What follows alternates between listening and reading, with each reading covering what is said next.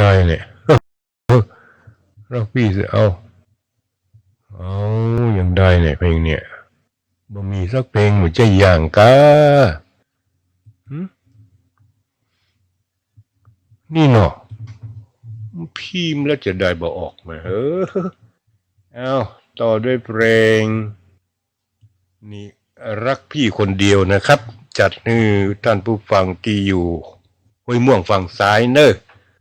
ลวดหอมปอยให้พุทธนิมิตไปสวยนะครับเป็นเพลงสำรองของท่านทั้งสองเนี่ยฟังด้วยกันก็แล้วกันเนอะอยู่ลงเดียวกันว่าล่องมาทางใต้ว่านะครับ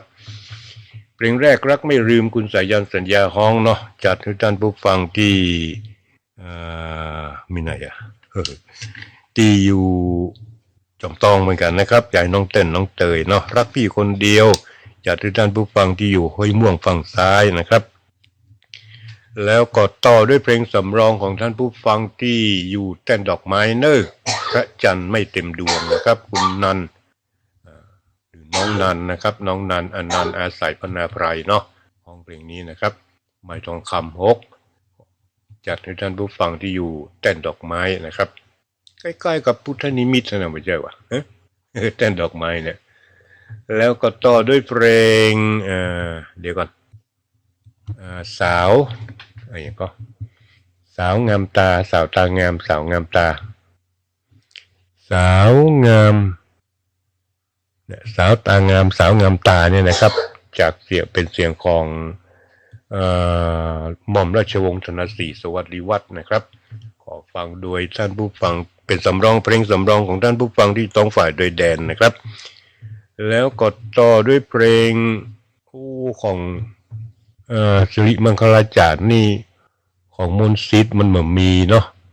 มันมีก็เอาของชาตรีศรีชนเนี่ยกะเพราะมนต์สิทธิ์ต้องเอาเพลงของคุณชาตรีศรีชนไปฮ้องนะครับออกพรรษาเอาลองฟังเพลงต้นฉบับนี่ก่อนเนาะ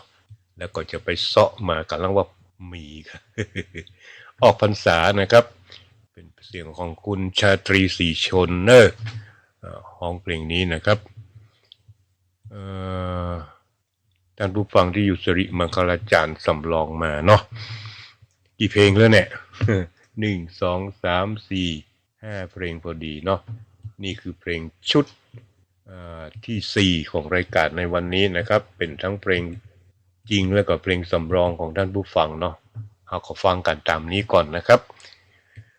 มอบเป็นความสุขให้กับท่านผู้ฟังทุกท่านทุกคนเหมือนเดิมและเพลงสำรองของท่านผู้ฟังยังบ่หมดบ่เสี่ยงเตื้อ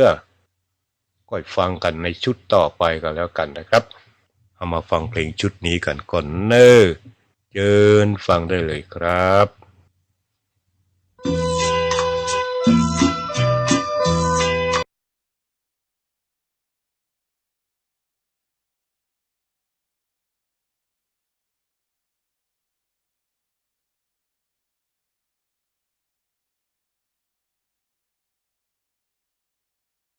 พอตรวจก็ไม่เจอไงใช่ไหมมันเสียเวลา2การไปโรงพยาบาลโดยไม่มีความจำเป็นแทนที่ตัวเองไม่เป็นจะไปติดมาไปรับเชื้อ ที่โรงพยาบาลนะ3เมื่อมีอาการตามคำแนะนำของกระทรวงสาธารณสุขให้โทรไปก่อน1422นะจดไว้นะ1422รีบไปตรวจตามสิทธิ์ของท่าน30 บาทตรวจได้โดยต้องสวมหน้ากากอนามัยล้างมือแจ้งประวัติและไม่ปกปิดข้อมูลใดๆคือบางคนก็อย่าไปชะล่าใจบอกว่าเราไม่ได้ไปเมืองนอกไม่ได้อยู่ในกลุ่มเสี่ยงที่จะไปถ้าเกิดคนที่เขามาอย่างเงี้ยมาแพร่เชื้อโรคเงี้ยโดยที่ก็ต้องบอกเขาไม่เราไม่รู้ไงตุ๊เราไปติดกับคนอื่นที่เขาไปเมืองนอกมาแล้วก็ปิดข้อมูลเงี้ยแล้วเราไม่รู้อย่างลุงกับป้าแต่เชื้อมันก็ไปแล้วไงก็เข้าใจแต่ตอนนี้ก็คือเราก็ต้องบอกว่าเราไม่ได้ไปไหนแต่เราก็ทำงานปกติแต่เราอาจจะไปติดเชื้อใครมาไม่รู้ไปในที่คนเยอะๆคนเยอะๆแล้วก็ต้องรายงานไปอย่างนี้แหละเราก็ไม่ได้ปกปิดอะไรนี่เราก็ไม่รู้นะเราก็สุ่มเสี่ยงไงเพราะว่าฉันก็เจ็บคอฉันก็ฉันก็เป็นไข้ต้องบอกหมอไปอย่างนี้ฉันก็เวียนหัวฉันก็อะไรนะเขามีอาการไอเจ็บคอทั้งนี้ทั้งนั้นนะ ใครที่จะไปนี่นะอย่างที่ว่าเนี่ยถ้าไม่เป็นอะไรก็ไม่ต้องไปหนึ่งต้องมีไข้วัดอุณหภูมิได้37องศาเซลเซียสขึ้นไป ใช่ ค่อยไป ร่วมกับอาการระบบทางเดินหายใจอย่างใดอย่างหนึ่งไข้สูงนะ หายใจ ไอ มีน้ำมูก เจ็บคอหายใจเร็วหายใจเหนื่อย หายใจลำบาก และมีประวัติในช่วง14วันก่อนเริ่มมีอาการ หายใจสั้นๆนะคะ 2. มีการเดินทางไปหรือมาจากประเทศที่ เสี่ยง เสี่ยงนะหรือเป็นผู้ประกอบอาชีพที่สัมผัสใกล้ชิดกับนักท่องเที่ยวอย่างละออเนี่ย เพิ่มมาอีกคนนะเป็นไกด์เนี่ย อืม เอ้าวันนี้เขาประกาศเหรอ อ๋อเหรอ ติดคนไทยติด ก็คือใกล้ชิดกับนักท่องเที่ยวใช่ไหม ใช่ เพราะว่าเขาเป็นไกด์ไง เนี่ยก็ต้องบอกไปอย่างนี้แหละมีประวัติใกล้ชิดหรือสัมผัสกับผู้ป่วยที่ถูกยืนยันว่าติดเชื้อไวรัส 2019 แล้วนะผู้ป่วยโรคปอดอักเสบที่หาสาเหตุไม่ได้ และมีประวัติใกล้ชิดกับผู้ต้องสงสัยเชื้อไวรัสโคโรนาผู้ป่วยโรคปอดอักเสบที่หาสาเหตุไม่ได้ และเป็นบุคลากรทางการแพทย์เนี่ยบุคลากรทางการแพทย์ก็เสี่ยงมากนะทุกอย่างไปรวมกันที่ แล้วใครตายไหมหมออะตาย ใช่ ที่จีนอะหมอ ที่จีน แล้วก็หมอที่ค้นพบนั่นก็ ตาย ตาย คนแรกเลย คือก็น่าเอ็นดูนะ อืม เพราะว่าเปิ้ลอยู่กับโรคร้ายอ่ะ นั่นย้ำประชาชนสิทธิ์บัตรทอง หากมีอาการสงสัยป่วยโควิด -19 ตามเกณฑ์กระทรวงสาธารณสุขไปรักษาโรงพยาบาล ตามสิทธิ์หรือเข้าโรงพยาบาลรัฐ อาการไม่เข้าข่ายตามเกณฑ์ ไม่ต้องไปโรงพยาบาล ให้มันวุ่นวายเขา คือพอมันโรคเยอะๆแล้วก็กระจายไปทั่วเนี่ยกินร้อนช้อนกลาง แล้วก็ทุกอย่างเนาะเราเอาไปกินข้าวข้างนอกก็เริ่มแก้ว ฉัน ใช้ร่วมกันก็เริ่ม ต้องพยายามไม่ให้เป็นไข้ อืม พอเป็นไข้นี่มัน เชื้อโรคเข้า สุ่ม ง่า เสี่ยงมาก คือก็เลยกลัวไปเลยว่า เราจะไปกินแก้วร่วมกับคนอื่นที่เขาไม่ได้ใช้หลอดอ่ะมันก็สุ่มเสี่ยงเหมือนกันนะตูนะเราไม่ เธอ รู้ จะไปกิน ไง กับใครที่ไหน เอ้าก็ไปร้านค้า แก้วเขาล้างเงี้ย อ๋อ เขาล้างแค่นั้นเขาจุ่มลงไปล้างแล้ว เธ เอา อ ขึ้ ก็ นมา เอาแอลกอฮอล์เช็ดขอบ ไม่ แก้ ก็ ว พ ก่ ก อน น้ำขวดไป ไม่งั้นก็อดเอา วันนั้นก็คือเราจะกินความเคยชินเรามานึกตระหนักว่า เธอก็เอา งั้นเรา แอลกอฮอล์เช็ดทุกอย่าง โอ้เดี๋ยวเขาก็บอก เธอก็กินแอลกอฮอล์เข้าไปด้วย โอ้ยถ้าเราไปทำถ้าเราไปทำอย่างนั้นนะ เจ้าของร้านเขาจะบอกป้า ถ้าเกิดขนาดนั้นป้าก็พกน้ำมาเองเลย